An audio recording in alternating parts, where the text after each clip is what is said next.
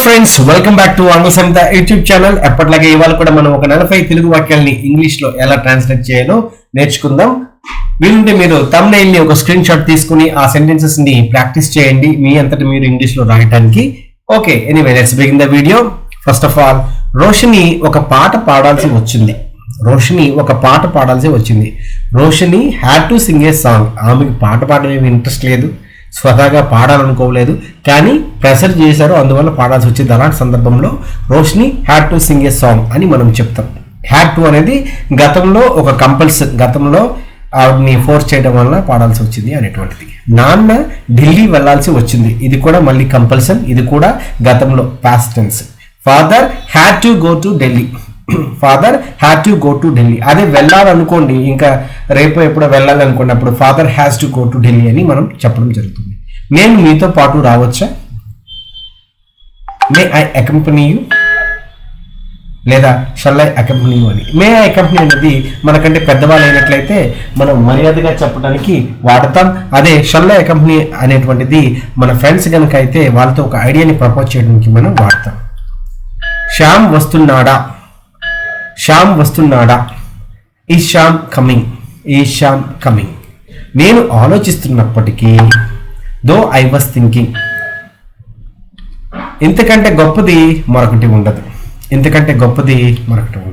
Nothing could be better than this. మేము scooter repair చేయాల్సి వచ్చింది. We had to repair the scooter. మీరు వెంటనే ఇక్కడికి రావాలి. You have to come here immediately.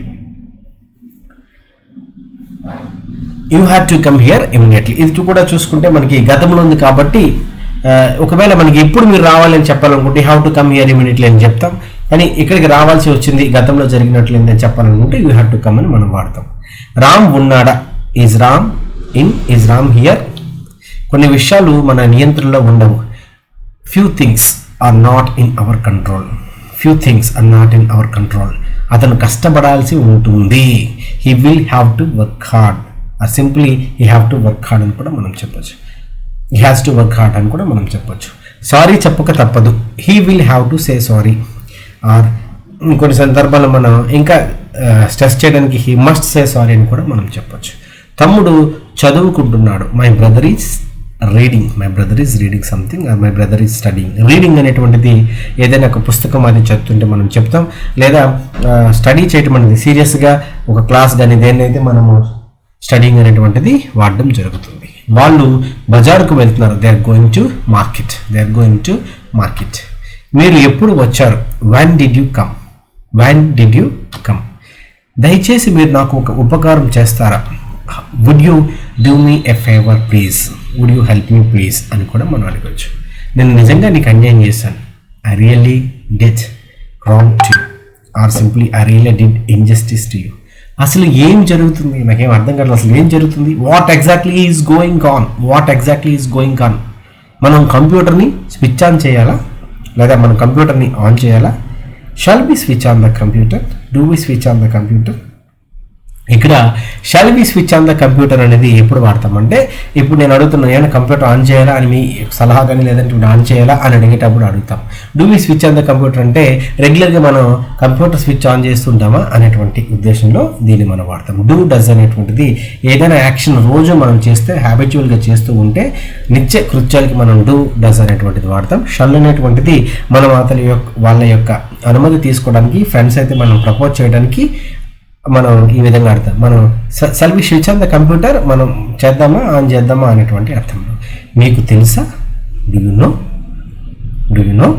నువ్వు పిరికివాడే. యు ఆర్ ఏ కోవార్డ్. ఇప్పుడు ఆ పని నుంచి తప్పించుకోలేడు.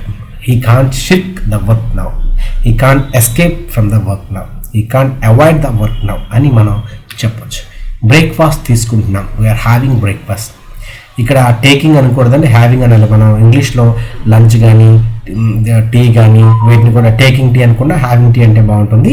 ఫాస్టింగ్ అనేటువంటిది ఉపవాసాన్ని బ్రేక్ చేస్తాం కాబట్టి దాన్ని బ్రేక్ఫాస్ట్. ఏం ఉపవాసం అంటే రాత్రి 8 గంటల నుంచి మనం మార్నింగ్ 8 గంటలు ఏమి తినకుండా ఉంటాం, అది పెద్ద ఫాస్టింగ్ అయిపోయింది. దాన్ని మనం బ్రేక్ చేస్తాం కాబట్టి మొదట తీసుకున్న దాన్ని బ్రేక్ఫాస్ట్ అంటాం. మనం తెలుగులో టిఫిన్ చేశారా అంటాం, కాఫీలు తాగారా టిఫిన్లు తాగారని. మనకి టిఫిన్ అంటే హిందీ వాళ్ళకి టిఫిన్ అంటే అర్థం ఆ డబ్బా అనమాట, ఆ లంచ్ బాక్స్ అనుకుంటాం కదా, అది ఆ క్యారియర్స్ని వాళ్ళు టిఫిన్ అంటారు అనమాట. ఆ విధంగా చిన్న చిన్న వేరియేషన్స్ ఉంటాయి. మన దృష్టిలో టిఫిన్ అంటే ఇడ్లీ, పూరి, వడ, దోశ ఇటువంటివి. సో బ్రేక్ఫాస్ట్ తీసుకుంటామంటే వీఆర్ హ్యావింగ్ బ్రేక్ఫాస్ట్. అతను స్నానం చేస్తున్నాడు, he is taking a bath, simply he is bathing అని కూడా మనం అనొచ్చు. నీకు నా మీద కోపం వచ్చిందా, are you annoyed with me are you angry with me అని మనం అడగచ్చు. చెప్పండి నేను మీకు ఎలా సహాయపడగలను, tell me how can I help you, how may I help you అని మనం మర్యాదగా కూడా అడగచ్చు. ఈ చొక్కా మురిగ్గా ఉంది, the shirt is dirty, the shirt is murky, the shirt is untidy, ఇలా ఎలాగైనా మనం చెప్పొచ్చు. ఈ చొక్కా చిరిగిపోయింది, ది షర్ట్ ఈస్ టాన్, చిరిగిపోయిందని చెప్పడానికి మనం ది షర్ట్ ఈస్ టాన్ అని చెప్తాం. బాబీ ఇప్పుడే వచ్చాడు, బాబీ హ్యాడ్ జస్ట్ అరైవ్డ్. అతను మీకు ఒక బహుమతి పంపాడు, బాబీ ఇప్పుడే వచ్చాడు కదా, ఒక బహుమతి కూడా పంపాడు. He has send you a gift. ఈ మొబైల్ నెంబర్ ఎవరిది, whose mobile number is this. జాతరలో తిరణాల్లో కార్ నెంబర్లు ఎవరో అడ్డంగా పార్క్ చేస్తారంటాం కదా, 5676 whose car number is this అని మనం అనౌన్స్ చేస్తుంటాం. అలా విధంగా ఈ మొబైల్ నెంబర్ ఎవరిదంటే whose mobile number is this. మీరు ఎప్పుడు కలుస్తారు, when will you meet me. ఆమె అచ్చం నీలాగే ఉంది, she looks like you, she looks after you అని కూడా మనం చెప్పచ్చు. ఆమె అచ్చం నీలాగే ఉంది, షీ లుక్స్ ఆఫ్టర్ యూ అని మనం చెప్పేది అర్థంలో ఆమె మిమ్మల్ని సంరక్షిస్తున్నటువంటి అర్థం ఉంటుంది. టేక్స్ ఆఫ్టర్ యూ అంటే మీలాగే ఉంటుంది. You take after your mother అంటే మీ అమ్మ పోలికలు మీకు వచ్చాయని చెప్పడంలో మనం వాడతాం. టేక్ ఆఫ్టర్ అంటే అలాగే ఉన్నారని. షీ లుక్స్ లైక్ యూ అంటే అచ్చం నీలాగే ఉంది. షీ లుక్స్ ఆఫ్టర్ యూ అంటే మిమ్మల్ని, మీ గురించి ఆమె కేర్ తీసుకుంటుంది అనేటువంటి అర్థం ఉంటుంది. ఎవరిని ఏమీ అడగవద్దు, ఎవరిని ఏమీ అడగకండి.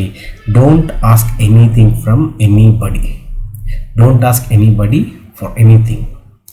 మేము క్రికెట్ ఆడాము, ఇది ఆల్రెడీ జరిగిపోయింది. So we have played cricket, ఇప్పుడే ఆడేసి వస్తున్నాం, వీ హ్యావ్ ప్లేడ్ క్రికెట్. తన కోరికలు తీర్చుకున్నాడు, ఆయనకి ఏమో కొన్ని జీవితంలో కోరికలు ఉన్నాయి, అవన్నీ తీర్చుకున్నాడు. He has fulfilled his desires.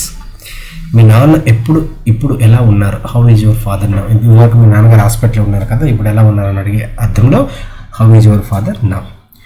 A shirt ఉత్తమైంది, ఏందే ఇక్కడ అర్థంలో ఏ షర్టు బాగుందని, 4-5 షర్ట్లు ఉన్నాయి, ఏది తీసుకుంటే బాగుంటుందని మనం ఇంట్లో వాళ్ళకి కానీ వేరే వాళ్ళకి కానీ సలహా అడిగేటప్పుడు which shirt is the best, which shirt looks good ఇలా మీరు అడగచ్చు. Thanks for watching the video. Please follow Anglo Samhita YouTube channel. If you have any doubts, please type in the comment box.